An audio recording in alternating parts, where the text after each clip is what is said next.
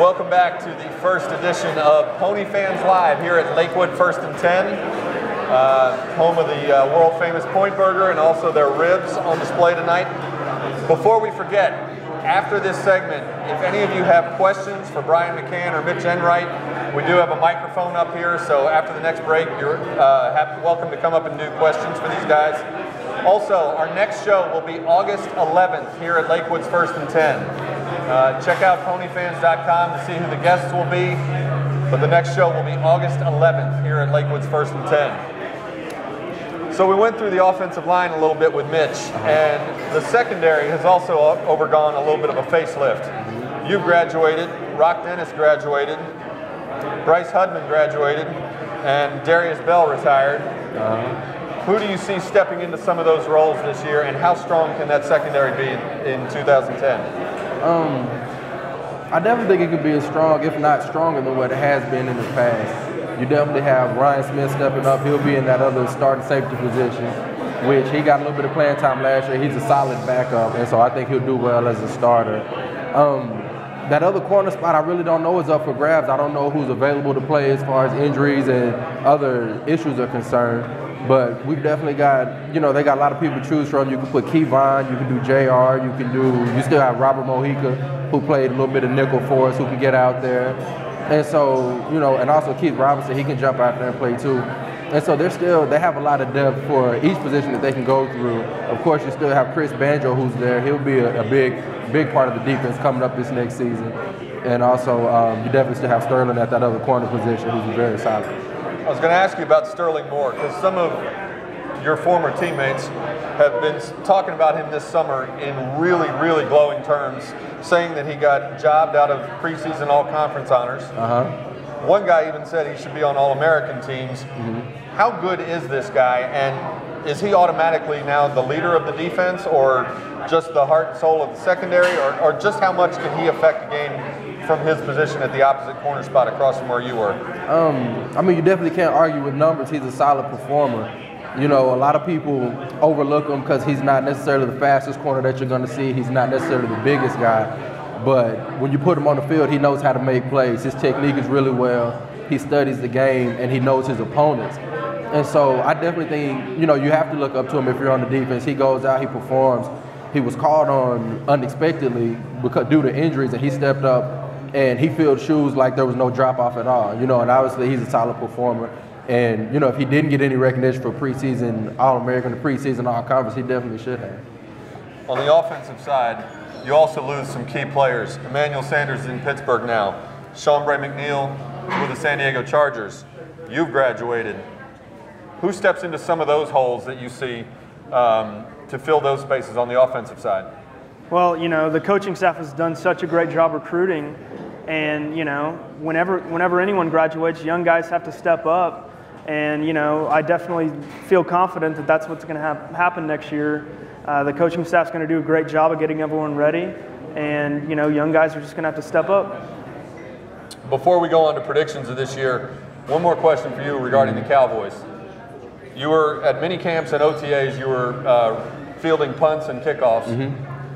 How much time have you spent getting to know special teams coach Joe DeCamillis and basically letting him know that you will do anything and everything to get on special teams? And is that the key to earning your spot on the roster this year? Oh, that's definitely the key for earning any spot on the roster for any rookie that's out there. You have to get on special teams and earn your way to get playing time at your position.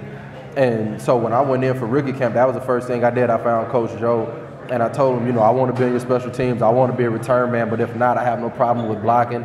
I want to be a gunner on punt and punt return. I want to run down the kickoff. I want to be on the field.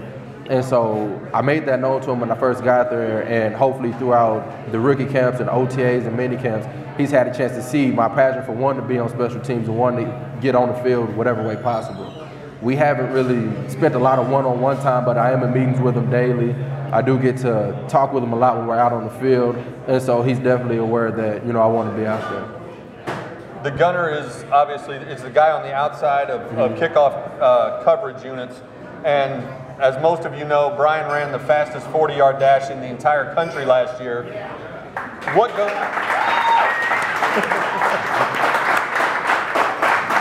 But there's obviously more to it than just pure speed, more than just your 40 time. Since nobody in this room has ever played the gunner position before, what goes into that other than being able to fly down the field at 100 miles an hour, and what do you need to sell Coach DeCamillis on other than your speed in order to get that role? Well, being a gunner, if you're the first man down, he's not too concerned with you making a tackle.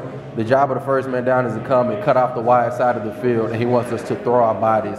So on top of getting down the field fast, you have to obviously avoid contact from the people who are in front of you.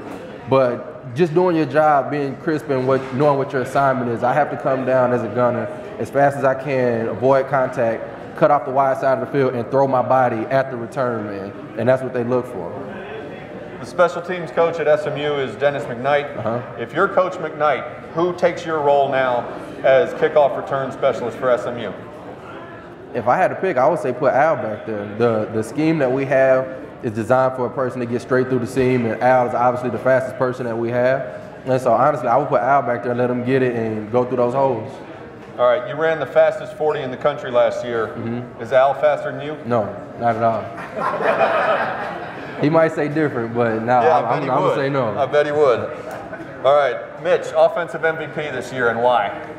That's easy. Kyle Padron. Because, you know, it's Coach Jones's offense, and it's all centered around the quarterback making decisions, and, you know, we throw the ball so much. So the way he played when he started last year, you know, just take it into this year, and, you know, definitely going to be the MVP for us on offense. See, I would think as an offensive lineman, you would say someone on the offensive line, because if the blockers up front don't do their job, Kyle's lying on his back in pain. So it all starts with you guys up front, doesn't it?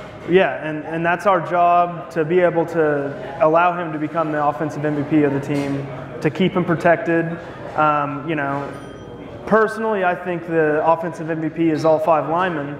But, you know, as far as the stats and everything go, I think Kyle's going to be the MVP next year. Brian, defensive MVP, and why? Chris Banjo. He's been a starting safety back there for a year now. He's a young guy. Well, I guess he's not young, he's a junior now. He's a junior. And so he's definitely the old head on the defense, though. You know, he's been out there he's been out there as long as anybody else outside of Yuri, I believe. And, you know, he puts in the time, the effort, and the energy. And I definitely think he'll have the biggest impact on the defense this year. Season prediction, how do the Ponies do in 2010? Well, you know, they just have to take one game at a time. But I know the guys on the team, and, you know, they're going to look to improve on what we did last year. So, you know, I know they're going to be gunning for a conference championship.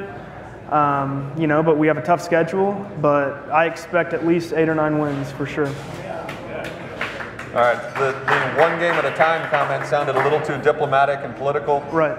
So I'm glad you at least came through with a prediction at the end. So 8 or 9 wins, you're then sending them back to Hawaii? At the very least. You know, hopefully they end up in Memphis, you know, with, you know, becoming conference champions and playing an SEC team.